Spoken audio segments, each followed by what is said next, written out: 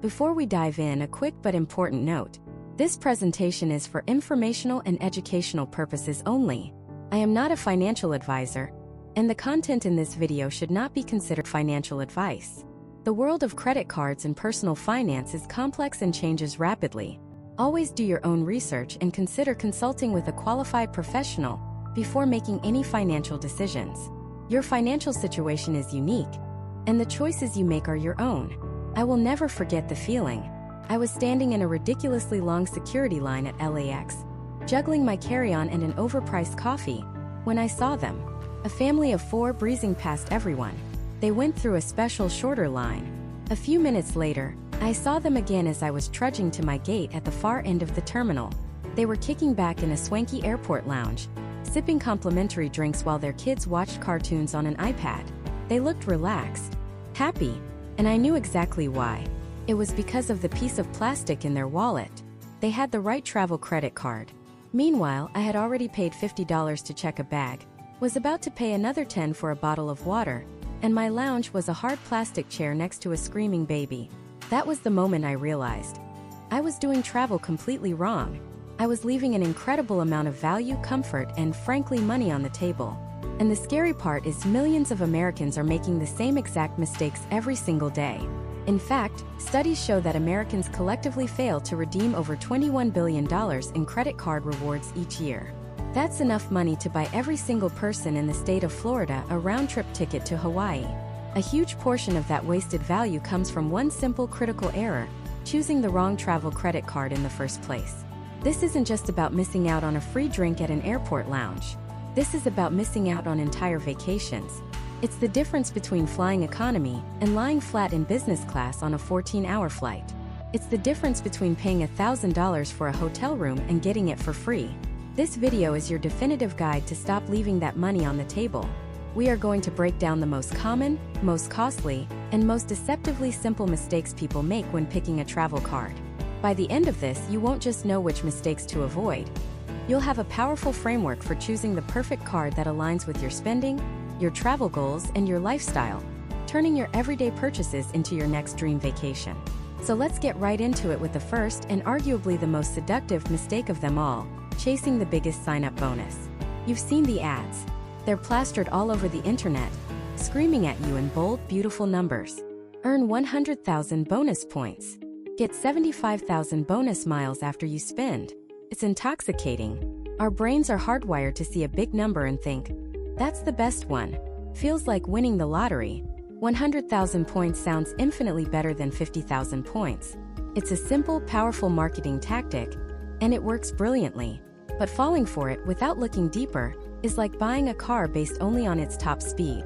It's a single flashy metric that tells you almost nothing about whether it's actually the right car for you. The giant sign-up bonus is the bait. The banks know that if they can lure you in with a massive number, you're less likely to scrutinize the things that truly matter in the long run, like the card's earning structure, its redemption options, and its annual fee. Let's break down why this is such a dangerous trap. First, there's the minimum spend requirement. That 100,000 point bonus doesn't just appear in your account. You have to earn it. Typically, this involves spending a significant amount of money in a short period, usually something like $5,000, $6,000, or even $10,000 in the first 3 months. Now, if you were already planning on making a huge purchase, maybe you're renovating your kitchen or paying for a wedding, then it might make sense. But for the average person, that's a ton of money. This pressure can lead to one of the worst financial habits: overspending. You start buying things you don't need, justifying it by saying, it's for the points. You end up spending an extra $1,000 on random stuff just to hit a bonus that might only be worth $1,200. You haven't come out ahead. You've just spent $1,000 you otherwise would have saved. And heaven forbid you can't pay that balance off in full. The interest you'll rack up will vaporize the value of that bonus in a heartbeat. Second, and this is the really crucial part, not all points are created equal. This is the single most important concept in the travel rewards world. 100,000 points from airline A might be worth drastically less than 50,000 points from bank B. The big bonus is often tied to a specific airline or hotel chain, locking you into their ecosystem. What if that airline has limited flight availability from your home airport? What if their award chart requires a ridiculous number of points for the destination you actually want to visit? Suddenly, your 100,000 free points are effectively worthless because you can't realistically use them. It's like being given a $100,000 gift certificate to a store that only sells unicycles, but you want to buy a car. The number on the certificate is huge, but its practical value to you is zero. Let's use a real-world scenario. You see Card X, an airline co-branded card, offering a massive 100,000-mile bonus after spending $8,000 in 3 months. Then you see Card Y, a flexible bank rewards card, offering a more modest 60,000-point bonus after spending just $4,000 in 3 months. The novice immediately jumps at Card X, but the savvy traveler digs deeper. They realize those 100,000 miles on Card X are stuck with one airline. A round-trip flight to Europe on that airline costs 80,000 of their miles plus $200 in taxes and fees, and there are only a handful of available seats each month. Meanwhile, the 60,000 points from Card Y are transferable. You can send them to a dozen different airline partners. You do a quick search and find that one of those partners is flying the exact same route to Europe for only 50,000 of their miles and $50 in fees, with wide-open availability. In this case, the smaller 60,000-point bonus is not only easier to earn but is objectively more valuable and more flexible than the giant 100,000-mile bonus. You have 10,000 points left over for another trip, and you saved $150 in cash. This happens every single day. So what's the right way to approach a sign-up bonus? You need to reframe your thinking. Stop asking, how big is the bonus? And start asking, what is this bonus actually worth to me? Look at the total value proposition. First, can you comfortably meet the minimum spend requirement without changing your normal spending habits? If the answer is no, walk away. It's not for you. Second, what are the points worth and how can you use them? Research the redemption options. Are they flexible? Can they be transferred to partners you'll actually use? A quick Google search like best uses of bank name points will give you a wealth of information. And third, you must factor in the annual fee. A card with a $500 annual fee needs to provide at least that much intangible value back to you every single year just to break even, long after that sign-up bonus is gone. That flashy 100,000-point bonus looks a lot less appealing when you realize it's attached to a card that will cost you thousands of dollars in fees over the next few years. The sign-up bonus is a one-time affair. The annual fee is forever. The bonus gets you in the door, but the long-term value is what keeps you there. Don't marry a card for its looks. Marry it for its personality and long-term benefits. This leads us directly to the second colossal mistake: ignoring your actual real-life spending habits. This is the big one. This is where the dream of free travel meets the cold, hard reality of your monthly bank statement. Let me tell you about a guy we'll call Brian. Brian is a smart guy and engineer, makes good money. He gets bitten by the travel bug and decides he's going to hack the system. He sees a flashy premium card that offers an incredible 5 points per dollar on flights booked directly with airlines and 5 points on prepaid hotels. 5 points. He thinks he's found the golden ticket. He pictures himself sipping champagne in a lie-flat seat on his way to Tokyo, all paid for with points. He gets the card, puts it in his wallet, and feels like a genius. But then we look at Brian's life. Brian takes 1, maybe 2 big vacations a year. The rest of the year, he's a creature of habit.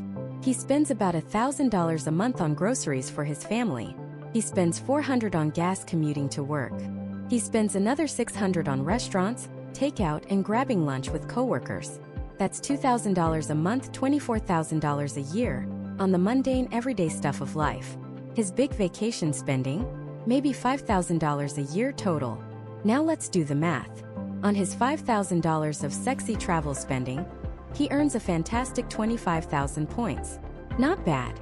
But on the $24,000 of boring life spending, his flashy travel card gives him 1 point per dollar, a measly 24,000 points.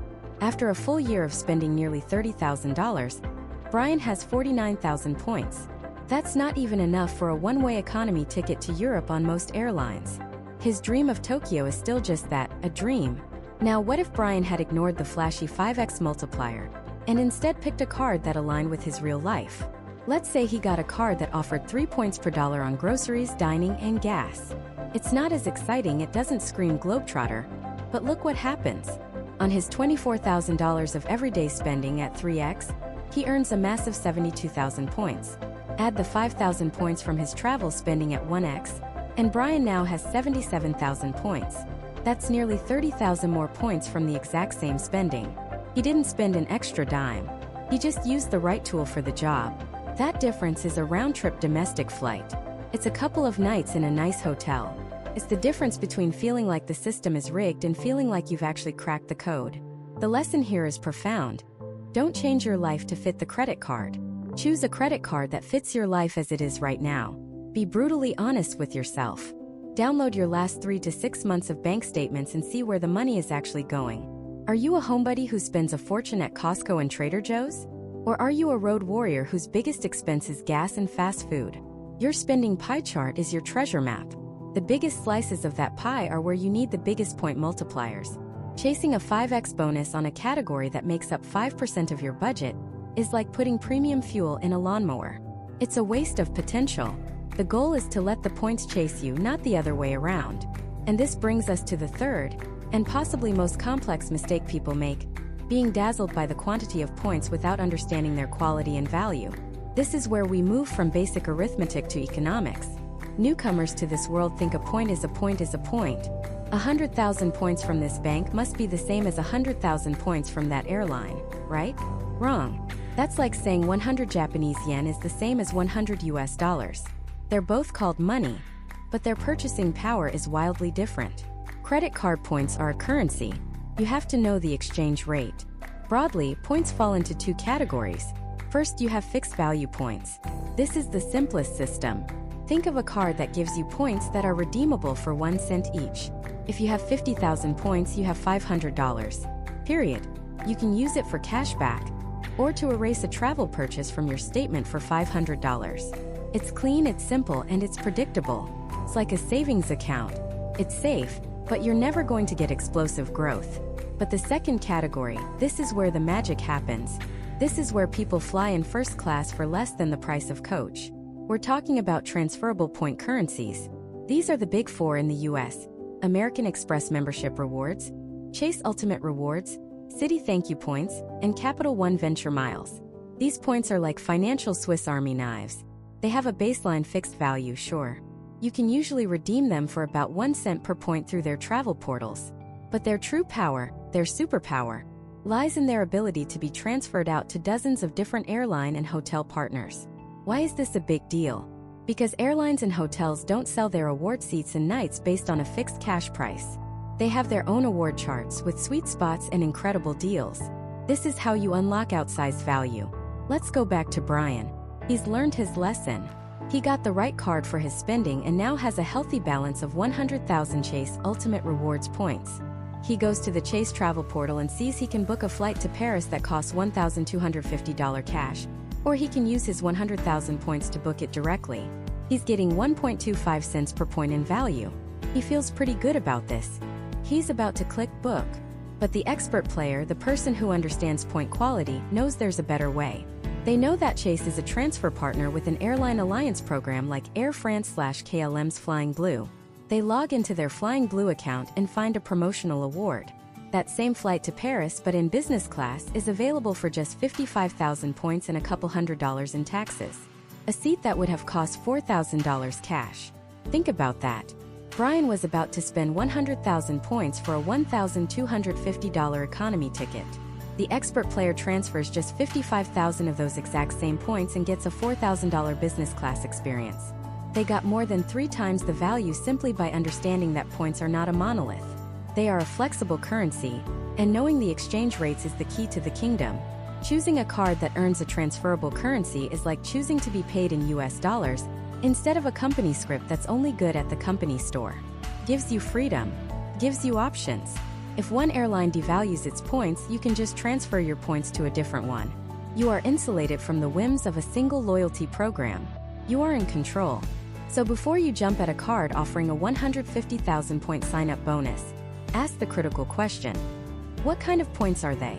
And what can I do with them? Are they simple fixed-value cashback points? Or are they a flexible, high-potential currency that can be transferred to partners like Hyatt, Singapore Airlines, or Virgin Atlantic to unlock experiences you never thought you could afford? Getting the right card for your spending is step 1. Ensuring that card earns a valuable, flexible currency is step 2. It's a 1-2 punch that separates the amateurs from the pros. It's the difference between getting a free domestic flight every few years and taking your family on an international business class adventure every single year. So you've aligned your card with your spending, and you're collecting a valuable currency. You're set, right? Not quite, because there's a silent killer lurking in the fine print of almost every premium travel card.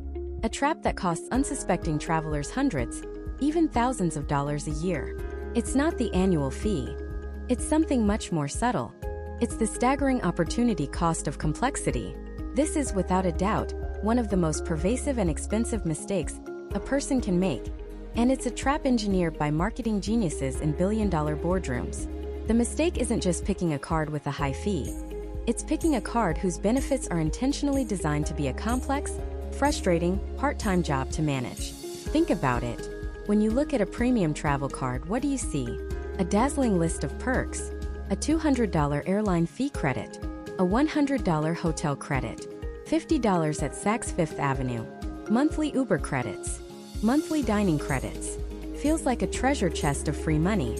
They add it all up for you in their marketing materials, showing you how a card with a $695 annual fee actually provides over $1,500 in value. Seems like a no-brainer, but what they don't tell you is that they are betting on you failing. They are betting on a psychological principle called breakage. Breakage is the industry term for revenue gained from services that are paid for but never used, like a gift card that sits in your wallet until it expires. These complex card benefits are designed for maximum breakage. Let me tell you a story about a friend of mine. We'll call him David. David is a smart guy, an architect, meticulous, detail-oriented. He's exactly the kind of person who thinks he can beat the system. So he gets one of these top-tier cards. Let's call it the Apex Reserve. It has a nearly $700 annual fee, but the list of benefits is a mile long. David is ecstatic.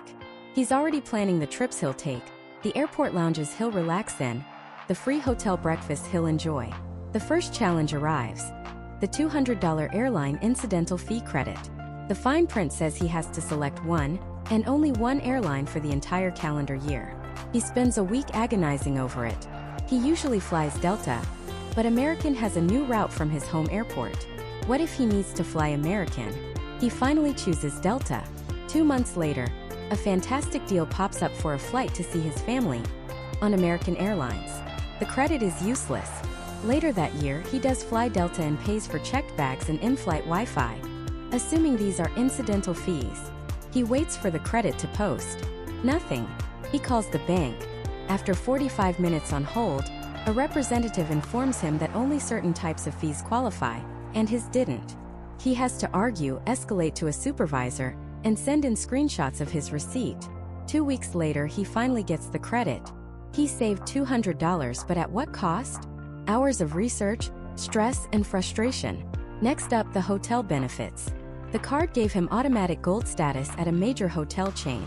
He books a romantic getaway to New York City, envisioning a corner suite upgrade with a view of Central Park. He checks in, flashing his shiny new status. The front desk agent smiles politely and hands him the keys to a standard room on the 4th floor overlooking an air conditioning unit. "Sorry," she says. "Upgrades are subject to availability, and we're fully booked with Platinum and Diamond members this weekend." The free breakfast he was promised turns out to be a $10 voucher for the lobby coffee shop, just enough for a pastry and a small orange juice. The perceived value of gold status was hundreds of dollars in his mind. The actual value was a stale croissant. But the real killer, the true genius of the bank's strategy, was the death by 1,000 cuts. The monthly credits. His Apex Reserve card came with $15 in Uber cash each month, and a $10 monthly credit for a specific food delivery service. In the first month, David is busy with a project at work, and completely forgets to use his Uber credit. It doesn't roll over. $15 gone. The next month, he remembers on the last day of the month. He doesn't need to go anywhere, so he orders an Uber to go to the grocery store 2 blocks away. A trip he would normally walk. He just spent money to save money. The food delivery credit was even worse. He found himself scrolling through the app at 10 p.m., not because he was hungry, but because he didn't want to waste the $10 credit. He'd order a $9 milkshake he didn't want and pay a $5 delivery fee and a $2 tip. So to save $10, he just spent $7 of his own money on something he never would have bought otherwise. The card wasn't serving him. He was serving the card. His behavior, his spending habits, were being manipulated by a list of fragmented, expiring benefits. At the end of the year, David sat down to do the math. He paid the $695 annual fee. He had successfully clawed back his $200 airline credit after a long fight. He'd used about $90 of the $180 in potential Uber credits, often on trips he didn't need. He'd spent more money than he'd saved using the food delivery credits. The hotel status had been a bust. He realized that this premium card, which promised a world of luxury and value, had become a source of anxiety. It was a checklist of chores he had to complete every month. Did I use my Uber credit? Did I use my dining credit? Is this the right airline? Do I need to buy a $50 pair of socks I don't want from a store I don't shop at just to trigger a credit? The real cost of the card wasn't the $700. It was the mental real estate it occupied. It was the hours of his life he spent managing it, hours he could have billed to a client spent with his kids, or used to actually plan a relaxing vacation. He had fallen for the trap of complexity. He chased the highest possible paper value, without ever stopping to calculate the actual value to his specific life. This is the game. Banks advertise a card with $1,500 in perks and a $700 fee because they know the average person, the busy professional, the parent juggling a million things, will only successfully redeem maybe $400 of that value. They still pay the full fee, so the bank makes a tidy profit. Your failure is their business model. So what's the alternative? Simplicity. Instead of a card with 10 different, complicated credits, imagine a card with a simple, singular, powerful benefit. A card that offers a $300 annual travel credit, and the rule is simple: buy travel, get a credit. Any airline, any hotel, any rental car. No portals, no registration, no phone calls. It's automatic. It's easy. It works for you, not the other way around. The paper value is lower, but the real take-home value is 100%. Your return on time is infinite because you spent zero time managing it. Before you get lured in by a massive sign-up bonus and a long list of benefits, ask yourself one crucial question. How much is my time worth? Are you willing to take on a part-time, unpaid job as a benefits administrator for a credit card company? Or do you want a simple tool that seamlessly adds value to your life? Because choosing complexity over simplicity is the silent killer that drains your wallet and, more importantly, your time. But even if you find a card with simple, valuable credits, you're only halfway there. Because you're still dealing with the most confusing part of this entire game. The points themselves. Every blog, every YouTuber, every bank tells you their points are worth a certain amount: 1.5 cents, 2 cents, maybe even more. You think you're getting a great deal. That's what they want you to believe. But the truth is, the value of your hard-earned points can be slashed in half, or even dropped to zero overnight. And it's all because of one word, a single concept that's buried deep in the terms and conditions that almost nobody ever reads. Devaluation. That's the word. It's the silent killer of travel dreams, the invisible thief that siphons value from your account while you sleep. And it's the single biggest reason why the mistake of hoarding your points can be absolutely catastrophic. Let me paint you a picture. Imagine you've been meticulously planning for 2 years. You got the perfect travel card, you hit that sign-up bonus, and you've been putting every single purchase on it. Groceries, gas, your Netflix subscription, your cousin's weird birthday gift, everything. You've been a model points earner. Your goal? A once-in-a-lifetime trip to Japan for you and your partner, flying first class. You've checked the airline's award chart a dozen times. You know the magic number. 240,000 points for 2 round-trip tickets. It's been your North Star. After 24 months of discipline, you finally hit it. 241,357 points, sitting there, gleaming in your account. You can practically taste the sushi and feel the tranquility of a Kyoto temple. You log onto the airline's website, your heart pounding with excitement. You plug in your dates. You click search, and then your stomach drops. The price isn't 240,000 points. It's 450,000 points. You refresh the page. You clear your cache. You try a different browser. It's no use. The price is the price. What happened? While you were diligently saving, the airline quietly changed the rules of the game. Without any major announcement, without a single email to you, their loyal customer, they devalued their points. The trip you were just one click away from booking is now suddenly years away. The value of every single point you earned was just cut in half overnight. This isn't a scare tactic. This isn't a one-in-a-million horror story. This happens all the time. In the last few years, we've seen major devaluations from Delta, United, and countless hotel programs. It's the dirty little secret of the loyalty industry. See, here's what we forget. These points aren't money. They aren't a stock. They are a currency, yes, but a currency where the central bank, the airline, or hotel can print more of it whenever they want and change the exchange rate without your permission. Think of it like this. If you had $100, you know that tomorrow it will still be worth $100. But if you have 100,000 airline points, you have absolutely no guarantee what they'll be worth tomorrow. The airline holds all the power. Historically, most programs operated on fixed award charts. This was a simple contract. A flight from New York to London in business class costs X number of points. Period. It didn't matter if it was a Tuesday in February or a Saturday in July. The price was the price. This allowed you to plan to save toward a concrete goal. But the industry has been aggressively shifting away from this model and towards something far more insidious for consumers: dynamic pricing.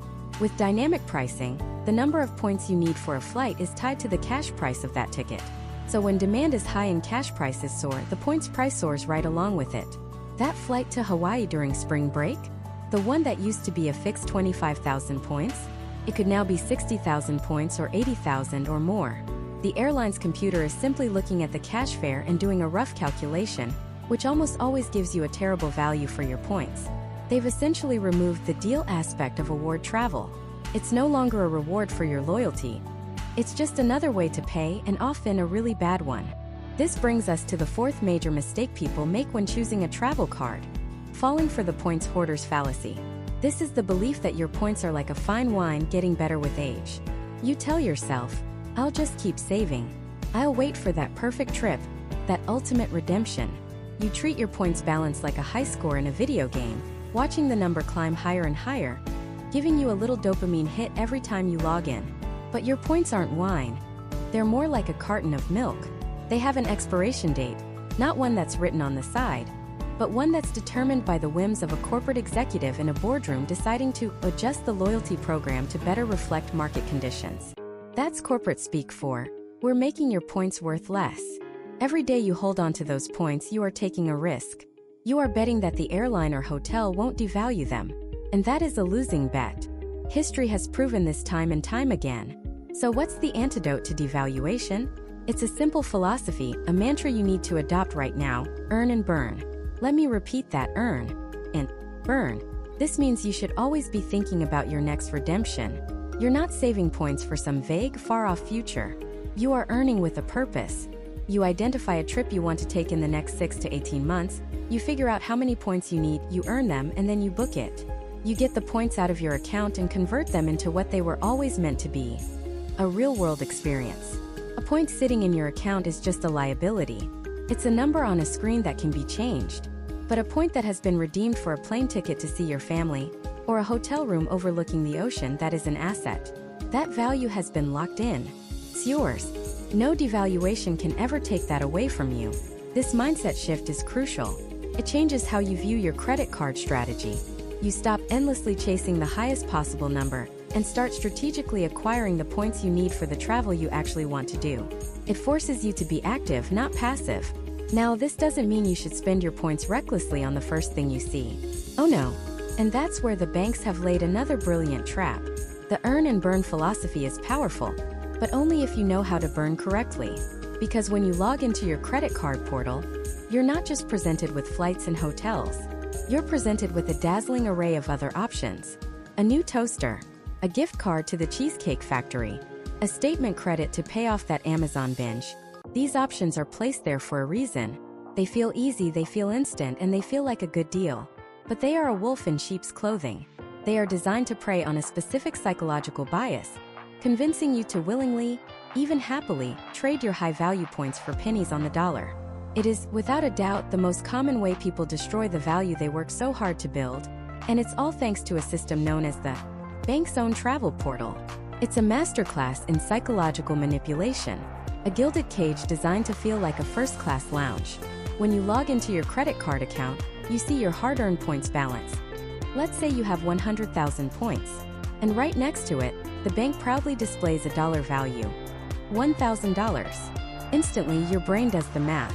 1 point equals 1 cent. Feels simple. Feels tangible. Then you click on their travel portal.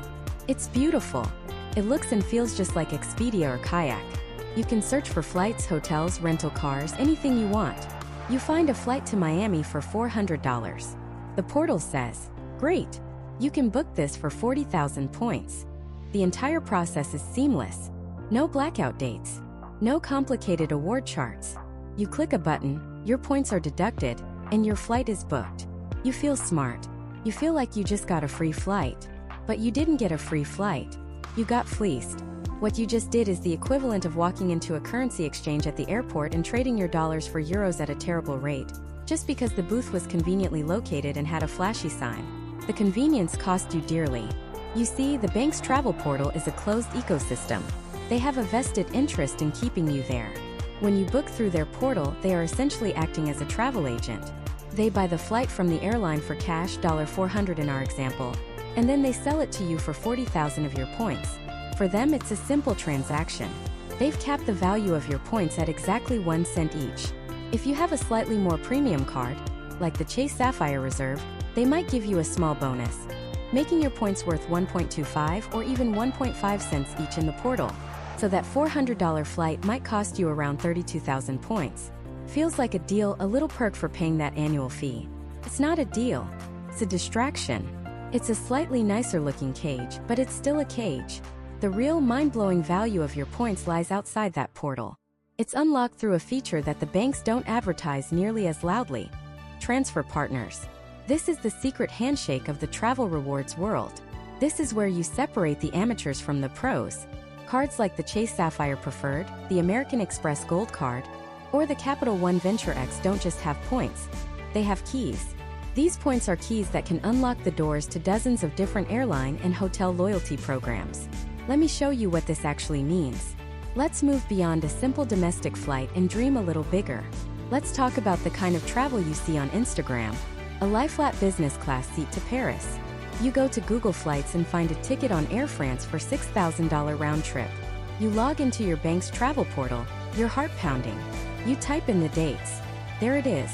The portal says you can book it for 600,000 points, assuming that 1 cent per point valuation. If you have the premium card that gives you 1.5 cents per point, it's still a staggering 400,000 points. For most people, that's years of spending. Feels impossible. So you sigh, close the tab, and assume that kind of travel is just not for you. But the pro does something different. The pro knows that Air France is a transfer partner of Chase, Amex, Capital One, and Citi. The pro ignores the portal completely. They go directly to the Air France website and search for the exact same flight using miles instead of cash. And they find that the same business class seat is available for 55,000 Air France miles each way. So 110,000 miles round trip, plus about $250 in taxes. Let that sink in. The portal, the bank's easy option, demanded 400,000 points for that seat. But by taking one extra step, transferring points from your credit card directly to the airline, you can book it for 110,000 points. You just saved 290,000 points. At a valuation of 1.5 cents per point, that's over $4,300 of value that the bank was perfectly happy to let you throw away for the sake of convenience. Let's look at the math on that redemption. You use 110,000 points to get a flight that costs $6,000. We'll subtract the $250 in taxes to be precise. That's $5,750 of value. Divide that by 110,000 points, and you get a redemption value of 5.2 cents per point. That's more than triple the value the portal was offering you. It's the difference between a free flight and a life-changing travel experience. This isn't some rare one-in-a-million trick. This is how the system is designed to be used by those in the know. The portal is the default option for the uninformed. Transfer partners are the express lane for the educated. And it's not just for lavish business class flights. Let's talk about hotels. You want to book a weekend at a Hyatt hotel. The cash price is $500 a night, so $1,000 for 2 nights. The Chase Travel Portal, giving you that 1.25 cents per point value, would charge you 80,000 points for that stay. Not terrible. But Hyatt is a Chase transfer partner. You go to Hyatt's website and find that same room is classified as a Category 4 hotel, which costs just 15,000 Hyatt points per night. You transfer 30,000 Chase points to your Hyatt account, the transfer is almost instant, and book the exact same stay. You just got a $1,000 hotel stay for 30,000 points instead of 80,000 points. Your redemption value is 3.3 cents per point, more than double what the portal offered. This is repeatable. It is scalable. It is the entire point of this game. The fundamental mistake, therefore, is not just using the portal. The real catastrophic mistake is choosing a credit card in the first place that doesn't have these powerful transfer partners. If you sign up for a simple cashback card or a co-branded airline card with limited options, you are effectively locking yourself inside the portal system from day one. You are preemptively surrendering your ability to get this outsized value. A card with a robust set of transfer partners is like having a passport with visa-free access to dozens of countries. A card without them is like having a ticket to a single all-inclusive resort. It might be nice and easy, but you're missing out on the entire world. Your points are not cash. Treating them like cash by redeeming them at a fixed 1 cent value is the single fastest way to destroy their potential. You worked hard to earn them. Every coffee, every grocery run, every bill paid.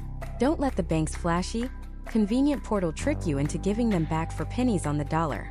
But knowing you should use transfer partners is one thing. Knowing which partners actually matter, and how to navigate the complex, often overlapping web of airline alliances they belong to, well, that's a completely different game. And getting that wrong leads to our sixth critical mistake: chasing the wrong ecosystem and trapping your points in a useless program. Think of the points and miles world not as a single country, but as a collection of powerful competing kingdoms. There are the bank kingdoms: Chase Ultimate Rewards, American Express Membership Rewards, Capital One Miles, and Citi Thank You Points. Then there are the airline kingdoms, grouped into three massive, continent-spanning empires: Star Alliance, Oneworld, and SkyTeam. And finally, you have the hotel kingdoms like Hyatt, Marriott, and Hilton. Each of these kingdoms has its own currency, its own points or miles. And just like in the real world, having a giant pile of currency from a kingdom you never visit is completely worthless. That's the trap. You see a flashy sign-up bonus for, say, 100,000 airline miles, and you jump on it. But you haven't asked the single most important question: where can this currency actually take me from my home airport? This is where the game gets real, and where most beginners get wiped off the board. You have to think like a military strategist, and your home airport is your home base. Every decision must be based on the strategic advantage of your location. Let's break down the three great airline empires. Star Alliance is the largest, a sprawling global network that includes United Airlines, Lufthansa, Singapore Airlines, Air Canada, and Turkish Airlines, among many others.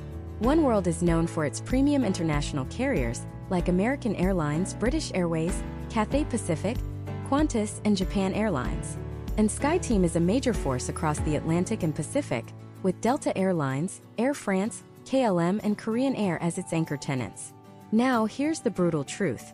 Your home airport is almost certainly a fortress for one of these empires.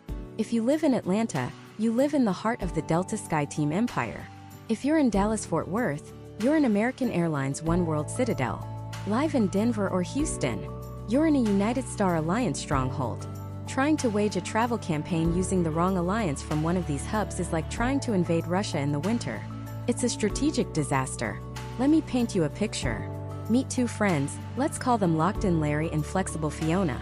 Both live in Charlotte, North Carolina, a massive hub for American Airlines and therefore the Oneworld Alliance. Larry sees a huge promotion for a Delta SkyMiles credit card. 120,000 SkyMiles after spending a few $1,000s. He thinks, wow, that's like 2 round-trip tickets to Europe. He gets the card, meets the bonus, and now he's sitting on a mountain of 120,000 Delta SkyMiles. He feels like a genius. A few months later, he decides to book that dream trip to London. He logs into his Delta account, types in Charlotte to London, and his heart sinks. The direct flights are all on American Airlines or its partner British Airways. To fly Delta, he has to first fly to Atlanta or New York, sit through a long layover, and then fly to London. It adds 6 hours to his travel day. Not only that, but the award pricing is astronomical. Delta's dynamic pricing wants 90,000 miles for a one-way economy ticket on those inconvenient routes. His 120,000 miles, which he thought were a treasure chest, can barely get him a single inconvenient ticket. Larry is trapped. His miles are hostages to his geography. He chose the wrong ecosystem. Now let's look at Flexible Fiona. She also lives in Charlotte. Instead of chasing an airline-specific bonus, she gets a Chase Sapphire preferred card. She earns a solid 80,000 Chase Ultimate Rewards points. These points are not an airline currency. They are a master currency, a sort of universal travel passport. When Fiona decides she wants to go to London, she has options. She knows Charlotte is a one-world hub. So she logs into her Chase account and sees that British Airways is a transfer partner. She transfers 60,000 of her Chase points directly to her British Airways account. From there, she books a round-trip, direct flight from Charlotte to London on American Airlines, because as one-world partners, she can use British Airways points to book American flights. It's seamless, direct, and efficient. The next year, she wants to visit a friend in Amsterdam. She finds that a flight on Delta through Atlanta is actually the best option this time. No problem. Air France/KLM is also a Chase transfer partner and a key member of the SkyTeam alliance with Delta. She transfers Chase points to Air France and books the Delta flight. Fiona is not locked in. She's not loyal to an airline. She's loyal to value and convenience. Her points are a flexible tool, not a digital prison. She can pledge allegiance to Star Alliance one day, OneWorld the next, and SkyTeam the day after, depending on what gives her the best deal from her home airport. This is the fundamental secret. The bank ecosystems Chase, Amex, Capital One, Citi are your key to freedom. They are the neutral Swiss banks of the travel world. They have partnerships across all three major airline alliances. Chase Ultimate Rewards can transfer to United for Star Alliance, British Airways for OneWorld, and Air France/KLM for SkyTeam. American Express membership rewards is legendary for its massive list of partners, including Delta, a relationship that makes it incredibly powerful for anyone in a Delta hub. Capital One has built an impressive portfolio of partners across the board. Committing to a single airline's loyalty program before you have a stash of flexible bank points is like getting a tattoo of your new girlfriend's name on your face after the first date. It's a massive, premature commitment that dramatically limits your future options. You might love United today, but what happens if you move to Miami, an American Airlines fortress? Your stash of United miles suddenly becomes far less valuable. But if you had a hoard of Chase Ultimate Rewards points, you just pivot your strategy and start transferring them to British Airways to book American flights. You're insulated from life's changes. So here is the actionable strategy. Before you do anything else, look up your home airport on Wikipedia. Seriously. Scroll down to the Airlines and Destinations table and look at the top domestic routes chart. It will show you in black and white which airlines dominate your airport. That is your reality. That is your strategic landscape. If you see United and Southwest all over that list, your first card should probably be a Chase Sapphire card, because Chase is the only major bank that partners with both of them. If you see Delta and American dominating, perhaps an American Express card is a better starting point, as Amex points can be used for both. Your first goal should be to build a healthy balance of flexible, transferable points. These are your strategic reserves. Only after you have that foundation should you consider adding a co-branded airline card. That airline card can then act as a supplement, offering perks like free checked bags, priority boarding, and lounge access on the airline you fly most often. But it shouldn't be your primary point-earning vehicle. The primary vehicle must be one that gives you freedom, the freedom to choose the best flight on the best airline at the best price no matter which alliance it belongs to. This freedom is the entire point of the game. It's about turning your everyday spending into a key that can unlock the entire world, not just one small corner of it. But what about the cost of holding these powerful cards? The dreaded annual fee. Many people run from them, thinking they're a scam, a hidden tax on their rewards. But what if I told you that religiously avoiding annual fees is one of the single most expensive mistakes you can possibly make in this game? It's a simple gut-level reaction. We see a number with a dollar sign next to it, and our brain screams cost. We're wired to avoid expenses, to save money, not to willingly hand over $95, $250, or even $695 a year just for the privilege of spending more money. This is the annual fee fallacy. It's the belief that a $0 entry point is always the cheapest and therefore the best option. But in the world of travel rewards, this thinking is not just wrong, it's backwards. It's like turning down a job that pays $200,000 a year because you have to buy your own $1,000 laptop to do the work. The math just doesn't make sense. Let's reframe this. An annual fee on a premium travel card is not a cost. It's an investment. It's you paying a wholesale price for a package of benefits that, if purchased individually, would cost you thousands of dollars. You're not just getting a card. You're buying a key that unlocks a completely different tier of travel. To prove it, Let's dissect one of the most intimidating cards on the market, the American Express Platinum Card. The annual fee is a jaw-dropping $695. For most people, that's the end of the conversation. They hear that number and they're out. But the rewards player, the savvy traveler, leans in closer because they know the real math is about to begin. First, the welcome bonus. These can vary, but let's be conservative and say you get a 100,000-point bonus after meeting the minimum spend. At a very modest valuation of 1.5 cents per point, that's $1,500 in travel value. Right there, in the first 3 to 6 months of having the card, you have not only completely erased the $695 fee for year one, but you've come out over $800 ahead. The game is already won, but that's just the appetizer. The real year-over-year value is in the statement credits.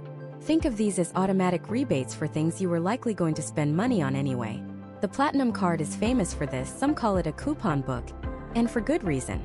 You get up to $200 a year in Uber credits, broken down monthly. You get a $200 airline fee credit for incidentals like checked bags or seat selection. You get a $200 credit for prepaid bookings at fine hotels and resorts. You get a $100 credit at Saks Fifth Avenue. You get a $240 digital entertainment credit. You get a credit that covers the entire cost of a Clear membership, which is $189. A credit for Walmart Plus. A credit for Global Entry or TSA PreCheck. Let's pause. Let's actually do the math. Let's say you're not a super user.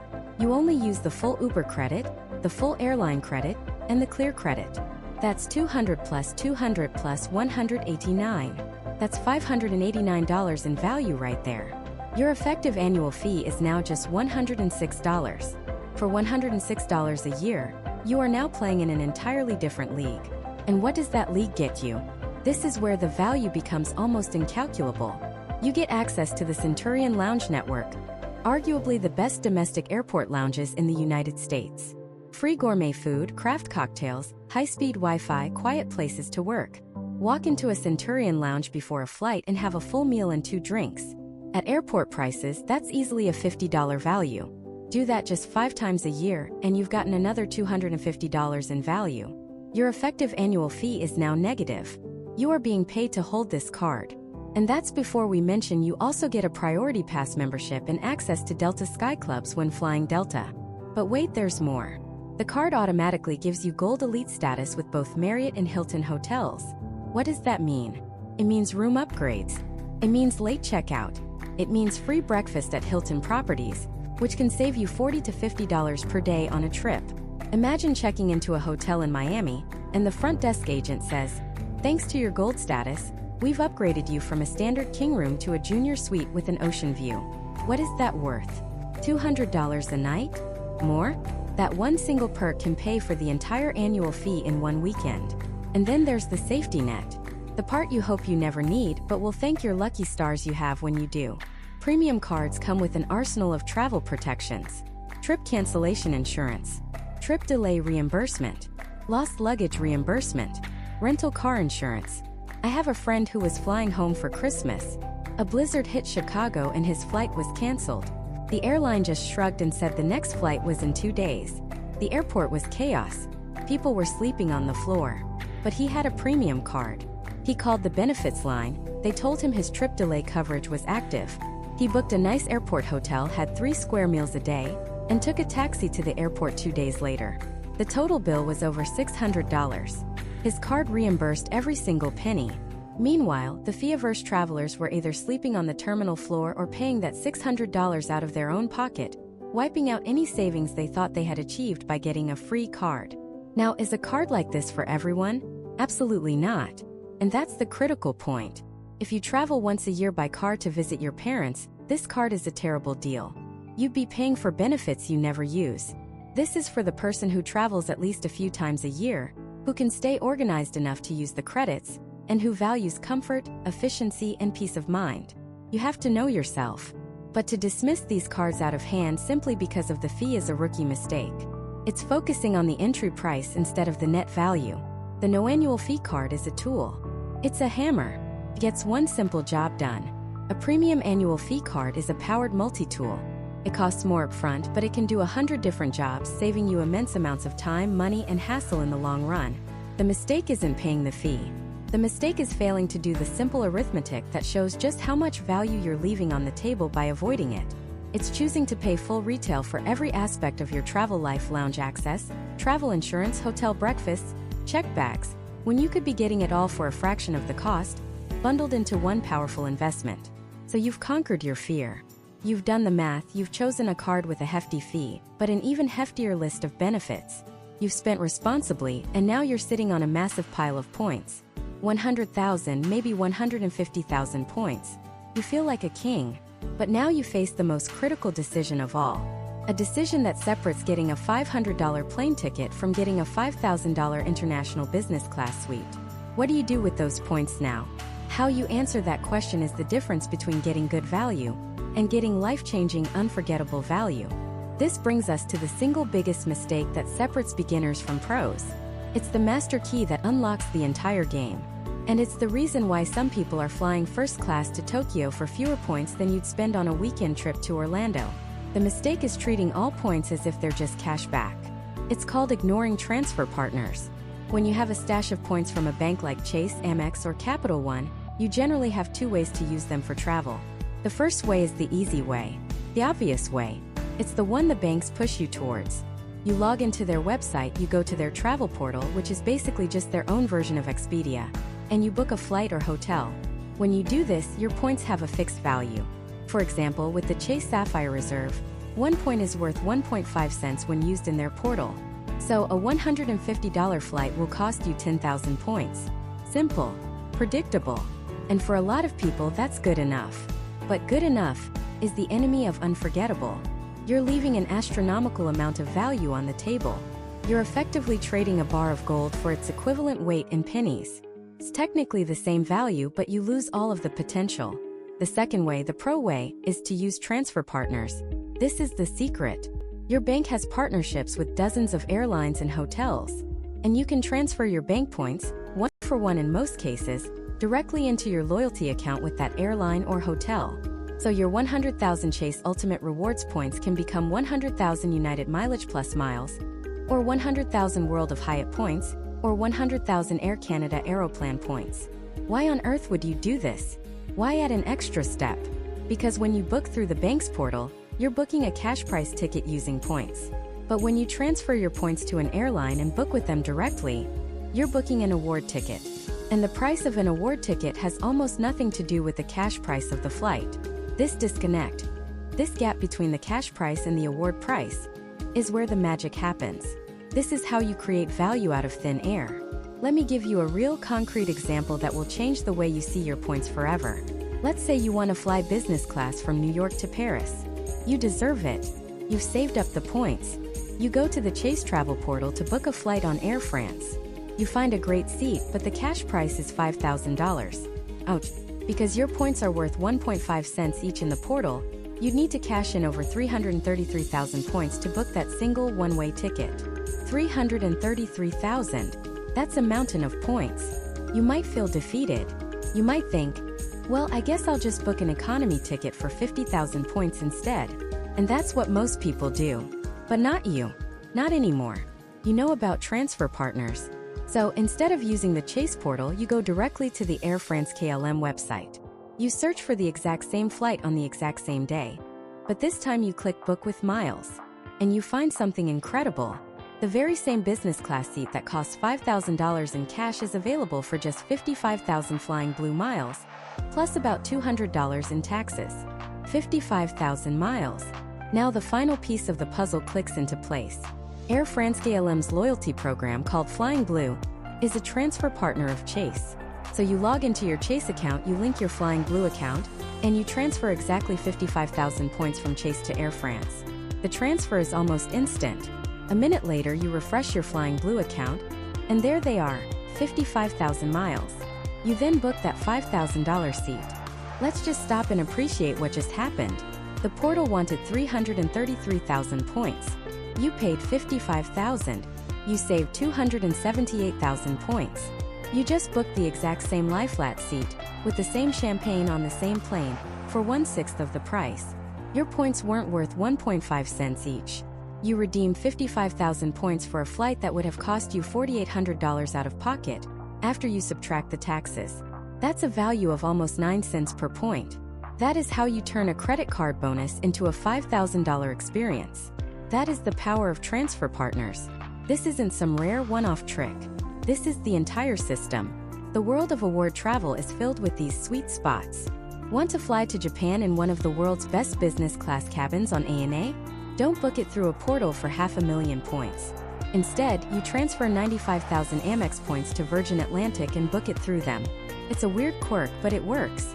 Want to fly from the continental US to Hawaii? You could transfer points to United, or you could be a pro and transfer them to Turkish Airlines, and book that same United flight for just 15,000 miles round trip. Want to stay at a luxurious Park Hyatt hotel that costs $1,000 a night? The portal might charge you 67,000 points, but you can transfer just 30,000 points directly to World of Hyatt and book it. Do you see the pattern? The value isn't in the card itself. It's in the network of partners the card gives you access to. This is why the first thing you should look at when choosing a travel card isn't the annual fee, or even the bonus categories. It's the list of transfer partners. Who can you send your points to? Do those airlines fly where you want to go? If all you ever fly is American Airlines, a Chase card is a terrible choice for you, because American isn't a Chase transfer partner. You'd be better off with a Bilt card. If you're a die-hard Hilton loyalist, an Amex card is your best friend, because they have the best transfer ratio to Hilton honors. If you want to leverage the incredible value of World of Hyatt, your only major option is a Chase card. Choosing a card without first studying its transfer partners is like buying a key without knowing what doors it can open. You might have the shiniest, most premium metal card in your wallet, but if it can't get you into the places you want to go, it's effectively worthless. The ecosystem is everything. It dictates the true potential of every single point you earn. Now, I know this can sound intimidating. You're thinking about award charts and availability and alliances. It's true, it requires a little more work than just clicking book in a portal. You have to be flexible. The exact flight you want might not be available for 55,000 miles every single day. But the payoff for that little bit of learning is the difference between a free domestic flight in coach and a life-changing international adventure in a private suite. So you've done your research. You've picked a card with the right partners. You've found that perfect 55,000-mile business class seat to Paris. You are ready to pull the trigger and transfer your points. But hold on, because pushing that button at the wrong time, or in the wrong way, is an irreversible mistake that can instantly turn your treasure trove of valuable points into a pile of worthless digital dust, trapped forever. And that's the next mistake we need to talk about. Mistake number 9. Cashing out your points. This is that button. The one that says redeem for cashback, or apply as a statement credit. It sits there on your screen glowing, beckoning you. Feels so simple, so logical. You spent money, you earned rewards, and now you're getting that money back. It's like a rebate. A little victory. But it's not a victory. It's a trap. It's the single most value-destroying action you can take with a premium travel credit card. The banks love this button. They designed it to be tempting, because every time you click it, they win and you lose. Massively. Let's put this in stark, unavoidable numbers. Imagine you've been diligent. You signed up for a great travel card, you hit your sign-up bonus, and now you're sitting on a balance of 100,000 points. Let's say they're Chase Ultimate Rewards points. You log into your account and you see that beautiful tempting button. Redeem for $1,000 cashback. $1,000. That's not a small amount of money. It could cover your groceries for a few months, pay off a bill, or fund a weekend getaway. Feels real. Feels tangible.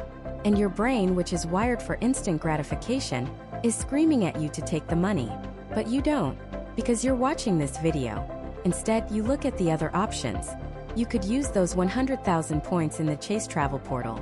If you have a card like the Sapphire Preferred, your points are worth 25% more, so your 100,000 points are now worth $1,250 in travel booked through their site. Okay, that's better. You just made an extra $250 by clicking a different link. But that's still not the real prize. The real magic, the secret that separates the amateurs from the pros, is in the Transfer to Partners section. This is where the game completely changes. You take those same 100,000 points and you transfer them to an airline or hotel partner. Let's take World of Hyatt, one of the best hotel transfer partners in the world. You find a stunning Park Hyatt hotel in a city you've always dreamed of visiting. A room there might cost $800 per night if you were paying with cash.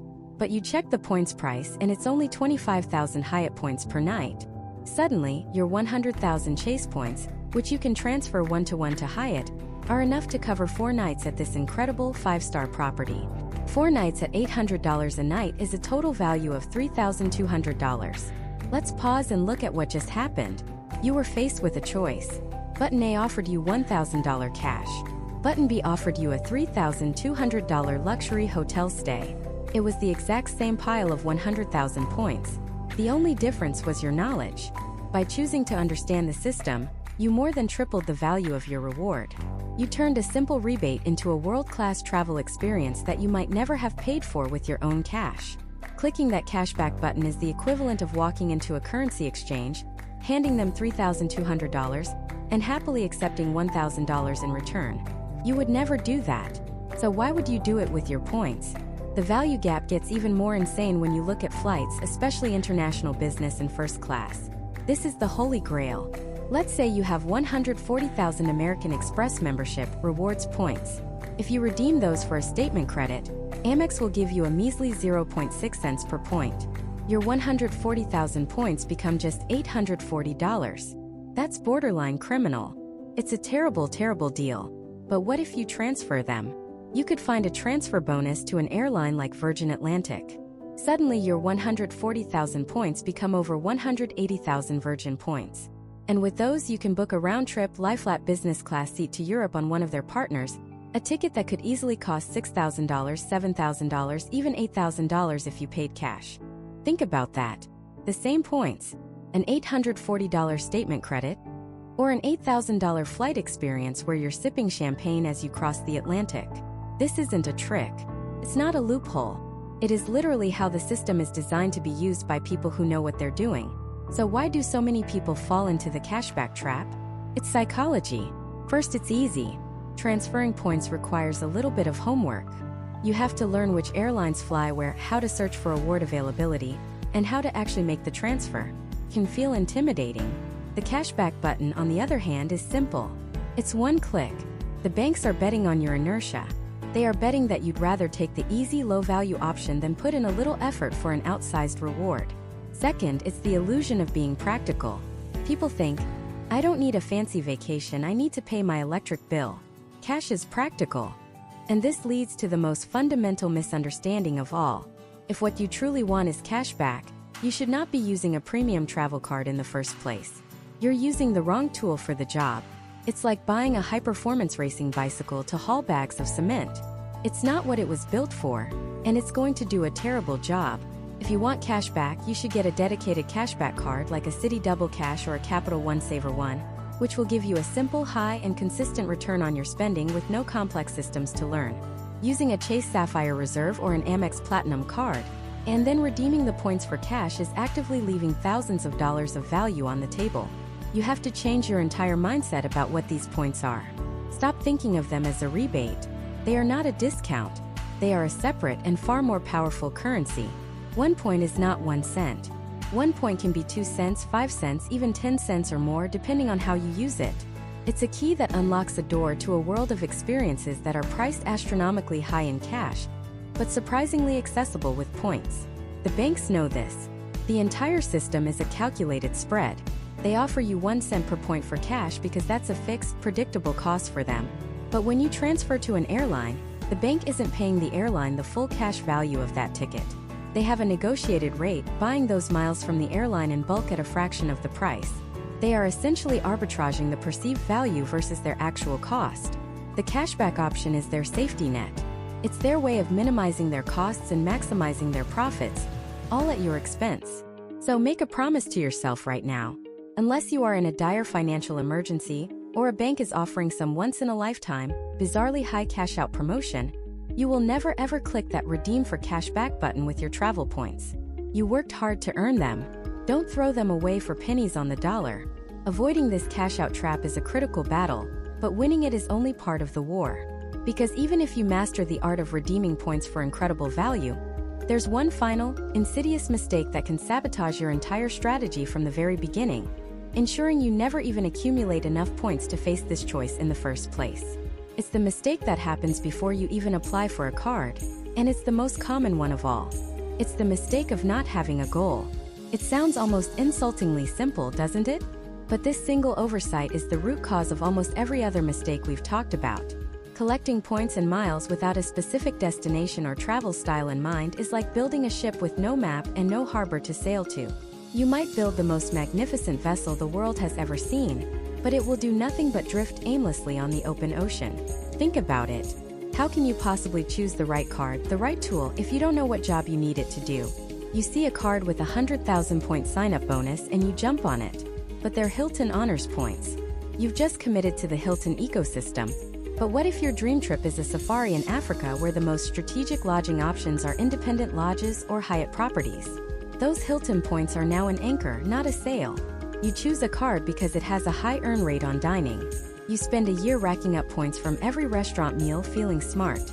But your goal is to fly your family of 4 to Hawaii. The airline that flies there from your home airport is United. The points you've been earning? They don't transfer to United. You've been meticulously saving the wrong currency. This is why the very first question you must ask yourself has nothing to do with credit cards. It has nothing to do with annual fees, bonus categories, or airport lounges. The first question is, where do you want to go? And I mean, be specific. Don't just say Europe. Say, I want to fly business class on Swiss Air to Zurich, take the train to the Italian Alps, and stay for 5 nights at a small luxury hotel property, using Hyatt points for my 10th wedding anniversary. Boom. Just like that, the fog clears. You've defined the mission. Now you can reverse engineer the solution. Your goal requires points that transfer to Air Canada's Aeroplan program, a partner of Swiss Air, for the flight. And it requires World of Hyatt points for the hotel. Suddenly, your entire search is laser-focused. You know you need a card that earns a transferable currency like Chase Ultimate Rewards or Bilt Rewards, because both transfer to Hyatt and Aeroplan. You can immediately discard cards that earn Amex points, because they don't transfer to Hyatt. You can ignore airline-specific cards like the Delta SkyMiles card. You've just eliminated 90% of the noise. You've gone from a confused consumer overwhelmed by options to a strategic planner executing a mission. Let's try another one. Your goal. I want to take my 2 kids to Disney World next summer, flying from Chicago, and I want to keep costs as low as possible. What does this goal tell you? First, you need domestic flights. Southwest Airlines is a fantastic option with its 2 free check bags per person. That immediately puts the Southwest Rapid Rewards cards on your radar, especially because of the legendary Companion Pass, which would let 1 person fly with you for free. Second, you need a hotel. You're on a budget and have a family, so a luxury park Hyatt is out. But a Marriott or Hilton property just outside the park with a free breakfast and a pool. Perfect. So now you're looking at Marriott Bonvoy or Hilton Honors cards. You can compare the sign-up bonuses on those cards and see which one gets you the 5 or 6 nights you need for your trip. The goal dictates the strategy. The strategy dictates the tool. The credit card is always the last piece of the puzzle. When you don't have a goal, you fall for every shiny object. You get the card that your favorite YouTuber promotes, even though their travel style is solo luxury backpacking and yours is family road trips. You get the card with the metal finish because it feels cool, even though its perks are tailored for international business travel, and you haven't left the country in 5 years. You hoard 1 million points in a single program, only to find out that program just devalued its points, and the trip you might have one day taken now costs twice as much. Your treasure chest is suddenly half empty. The person with a clear goal and 100,000 points is infinitely richer than the person with 1 million points and no plan. The first person is sipping a cocktail on a beach in Bali. The second is sitting at their kitchen table, staring at a spreadsheet, paralyzed by the illusion of choice. So before you open another browser tab comparing annual fees, do this instead. Close your eyes. Seriously, where do you want to wake up a year from now? What view do you want to see from your window? Who is with you? What does the air smell like? Is it the salty breeze of the Greek Isles? The crisp, clean air of the Canadian Rockies? The scent of fresh pasta in a Roman trattoria? Dream first. Plan second. Fly third. That is the secret. That is the entire game. Every mistake we've covered in this series, chasing the wrong bonus, picking the wrong ecosystem, ignoring transfer partners, paying for perks you don't use, getting the wrong advice, misjudging earn rates, failing to get a retention offer, and overcomplicating your life, they all stem from this single foundational error. They are all symptoms of a strategy without a soul. A journey without a destination. When you start with the destination, everything else falls into place. You'll know which bonus is valuable to you.